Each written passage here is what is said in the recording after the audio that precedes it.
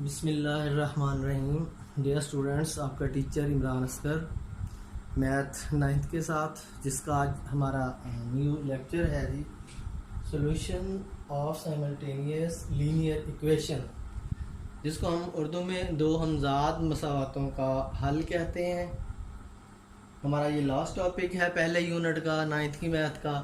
तो सबसे पहले मैं आपको इसकी जनरल फॉर्म बताता हूँ कि ये इक्वेशंस होती कैसे हैं। आपके सामने मैं एक इक्वेशन लिखता हूँ जी, ये इसकी जनरल फॉर्म है 2x + 3y = 7। मैं ऐसे लिख देता हूँ, ये एक है। यहाँ पे दो इक्वेशंस लेनी होती हैं इस हल के लिए। एक मैं ये लिख देता हूँ 4x + 5y = 12। तो ये दो हमजाद मसावातें या इनको साइमल्टेनियस लीनियर इक्वेशन कहा जाता है। अच्छा, अब इसको आप जनरल फॉर्म में लिखें तो आप इसकी जगह पे कुछ भी सपोज कर सकते हो। आप स्मॉल लेटर ए से बी से लिख सकते हो, इसको यहाँ सी से लिख सकते हो। अब इन इक्वेशन के सोल्यूशन से क्या मुराद है, मैं ये आपको क्लियर करता हूँ। आप देखेंगे आपके सामने ये दो क्वेश्चंस हैं। अब इस पे आप गौर करें, 4x + 5y = 12। आपने इन दोनों इक्वेशन को सॉल्व करके x और y की एक ऐसी वैल्यू निकालनी है जो इनमें पुट की जाए, रखी जाए इन दोनों में, तो वो 12 बन जाए या दोनों साइडें इक्वल आ जाए। तो ये इसका हल होगा। तो हम देखते हैं जी, हमारे मैट्रिसेस में, हमारे काल्बों के यूनिट में इन दोनों के हल का तरीका क्या है। एक तरीका तो है जी इन्वर्स तरीका, इन्वर्स ऑफ अ मैट्रिक्स वाला तरीका, इन्वर्स ऑफ मैट्रिक्स। एक तो ये मेथड है, और दूसरा मेथड हमारा क्रैमर रूल है, यानी क्रैमर का तरीका है। तो आज हम इसको डिस्कस करेंगे, इन्वर्स ऑफ मैट्रिक्स वाला तरीका, जो हमने पहले लास्ट लेक्चर में पढ़ा था कि ए इन्वर्स कैसे लेते हैं।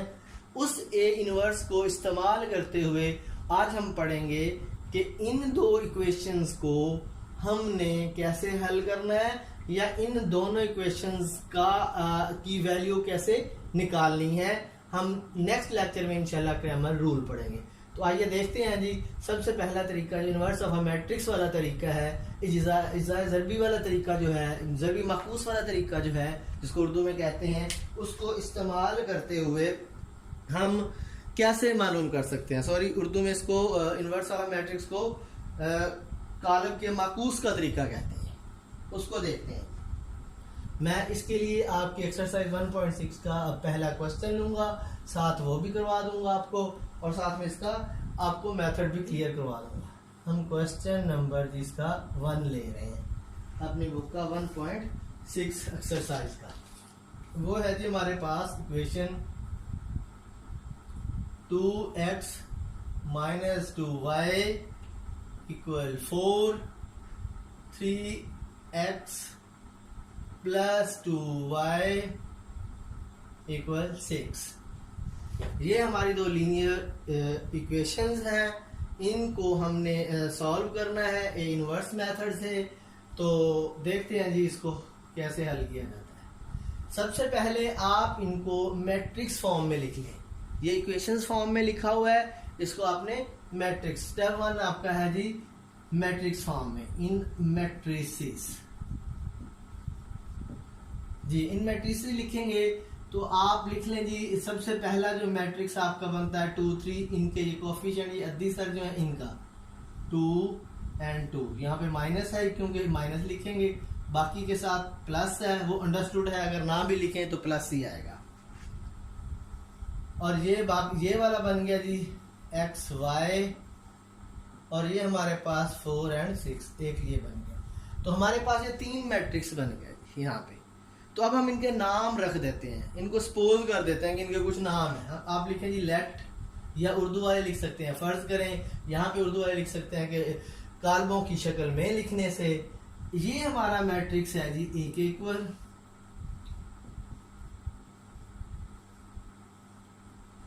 ये हमारा मैट्रिक्स है जी x के इक्वल, ये हमारा मैट्रिक्स है जी बी के इक्वल।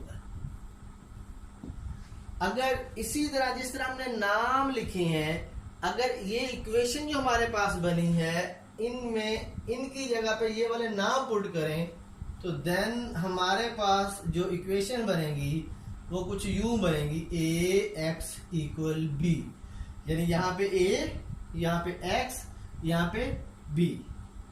तो अब देखो जी, हमें चाहिए वैल्यू एक्स की एक्चुअली।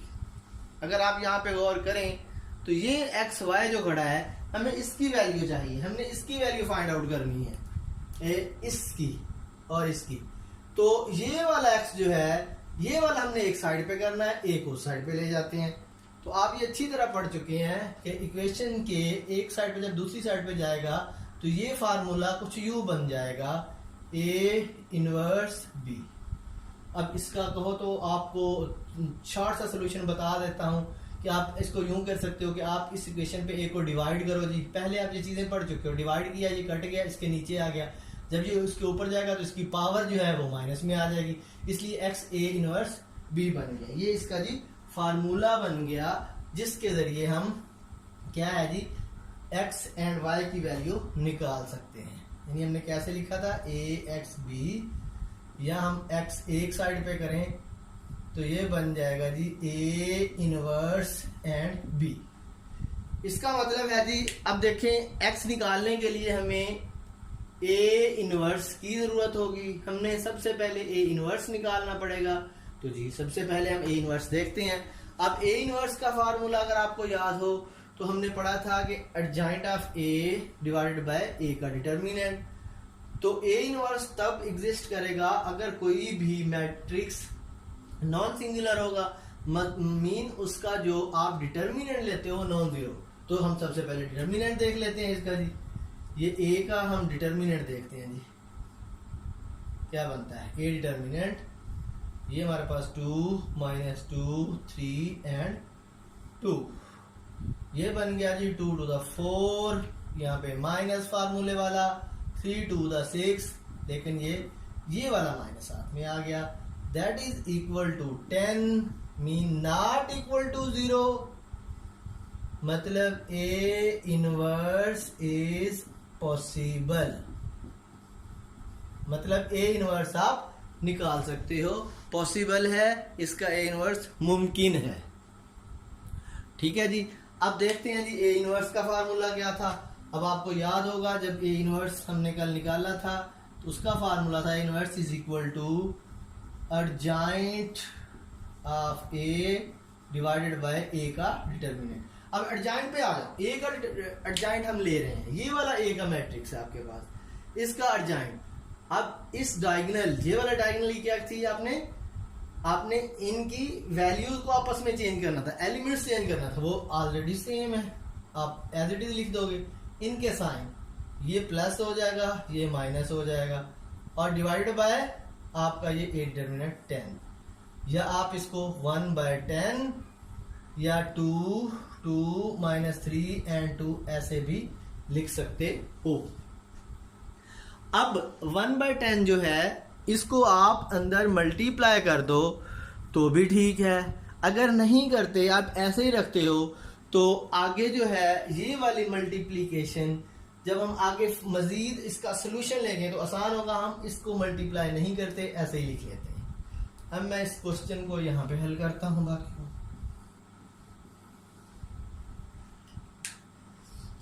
जी तो हमारे पास फार्मूला था हमने ये वाला कि x is equal to A inverse B. A inverse हमने निकाल लिया, ये खड़ा है जी, इसकी जगह पे ये लिख दे 1/10 2 -3 एंड 2, और बी है हमारे पास ये खड़ा है, ये देखेंगे 4 and 6 मीन। अब देखें इनकी मल्टीप्लीकेशन है। अब मैंने इसीलिए कहा था कि आप इसको 1/10 जो डिवाइड हो रहा है इसको अलग ही रखिए, क्योंकि ये मल्टीप्लीकेशन आसान हो जाएगी। हम मल्टीप्लीकेशन करते हैं जी, बहुत हम सीख चुके हैं मल्टीप्लीकेशन के बारे में, मैं जल्दी से कर देता हूं। ऐसे ही था ना, पहले मैट्रिक्स यहाँ पे लिखना था, अब एक को 2 बार लिखना है ऐसे कॉलम में, फिर दूसरे को 2 बार लिखना है, ऐसे एंड कर देना है, ज़रब जमा ज़रब, ज़रब जमा ज़रब, सॉरी यहाँ पे इक्वल नहीं होना। अच्छा जी, अब हल करते हैं जी इसको। ये 8 बन गया जी, ये बन गया 12, ये 4 3 12 यानी -12, ये 6 2 12 जमा का हो गया। इट्स मीन ये हमारे पास आ गया जी 20 और ये 0, 0। अब देखें जी आगे इसको अब डिवाइड कर देते हैं, 20/10, 0/10 जी। जब डिवाइड किया तो ये हमारे पास आ गया जी 2 और ये हमारे पास आ गया जी 0। अच्छा, ये हम क्या निकाल रहे थे? एक्चुअली हम ये x निकाल रहे थे, ये वाला x, ये जो आ रहा है। अच्छा, अब इसका मतलब है x हमारे पास आ गया जो कि इसके इक्वल था, ये अगेन हम लिख देते हैं, इसी इक्वल था ना, ये हमने फर्ज किया था। और इसका आंसर हमारे पास आया है 2 और 0। मीन ये दोनों मैट्रिक्स इक्वल मैट्रिक्स हैं, मसावी मैट्रिक्स हैं, बराबर हैं। तो ये दोनों कब बराबर होंगे आपको ये बताता हूं। मैं आपको स्टार्ट वाले लेक्चर में जब हमने यूनिट पढ़ा था, कालब की टाइप्स पढ़ रहे थे, कालब की इकसाम पढ़ रहे थे, टाइप्स ऑफ मैट्रिक्स पढ़ रहे थे, उसको बहुत डिटेल से बताया था कि 2 मैट्रिक्स कब इक्वल होते हैं, जब उनके कॉरेस्पॉन्डिंग या जिसको उर्दू में मुतनाजरा कहते हैं अरकान बराबर होंगे। मुतनाजरा से मुराद फर्स्ट के equal, x equal to y equal to 0। तो यही आपका सोल्यूशन है, यही आपका आंसर भी आप लिख सकते हो, सोल्यूशन लिख लो, आंसर लिख लो, ज्यादा बेहतर, ये आपका आंसर है। अब जी हमने ये क्वेश्चन कर लिया है, आपने कौन से स्टेप याद रखे? इन मैट्रिक्स लिखा, मैट्रिक्स लिखने के बाद उनके नेम रखे, नेम के बाद फार्मूला बन गया, फार्मूला में ए इनवर्स आया, ए इनवर्स के लिए डिटर्मिनेंट चेक किया कि इक्वल 0 तो नहीं है, 0 होता तो हम इसका इनवर्स नहीं ले सकते थे, इसका सोल्यूशन पॉसिबल ही नहीं था। अच्छा, अब पॉसिबल हो गया, पॉसिबल होने के बाद ए इनवर्स फाइंड आउट किया, ए इनवर्स के बाद उसको b से मल्टीप्लाई किया, फिर x की और y की वैल्यूज आ गई। अब मैं ये आपको बताना चाहता हूं कि आपके पास ये 2 इक्वेशंस हैं। अब आपने कैसे देखना है कि हमारा क्वेश्चन ठीक है या नहीं, तो वो आपको थोड़ा बता देता हूं मैं यहाँ पे। आप अपना खुद चेक कर सकते हो, क्योंकि ये इन इक्वेशंस का सॉल्यूशन है। फॉर एग्जांपल आपके पास ये 2x - 2y = 4 है, ठीक है जी। अब x और y की वैल्यूज पुट कर दें, 2 × x 2 है जी, -2 × y के आगे 0 = 4। अब इसको हल करो आप, ये 4 बन जाएगा, ये 0 यानी 4 और ये वाला आगे 4 है। इसका मतलब आपका आंसर बिल्कुल ठीक है। क्यों?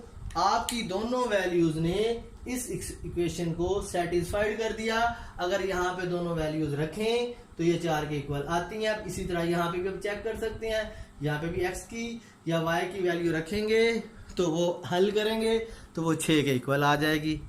इसका मतलब आप इस क्वेश्चन को हल करने के बाद चेक भी कर सकते हो कि आपका ये क्वेश्चन ठीक है या नहीं। तो मैं भी आपको स्टूडेंट्स यही एडवाइस करूंगा कि आप हल करके एंड पे ज़रूर जो आंसर आता है उसको चेक कीजिएगा ये ठीक है या नहीं। तो ये था आज का हमारा टॉपिक, सॉल्यूशन था जी साइमल्टेनियस लीनियर इक्वेशंस का, जो हमज़ाद मसावातों का, जो जिसका हमने पहला तरीका यानी कालमों के माकूस या फिर ए इनवर्स के तरीके से किया। तो कल इंशाल्लाह या नेक्स्ट लेक्चर में हम क्रैमर रूल्स के साथ यही क्वेश्चन करेंगे, देखेंगे तो उसका आंसर ठीक आता है या नहीं। वो भी बहुत आसान तरीका है। तो मिलते हैं अगले लेक्चर में, अपना बहुत सा ख्याल रखिएगा। अल्लाह हाफिज़।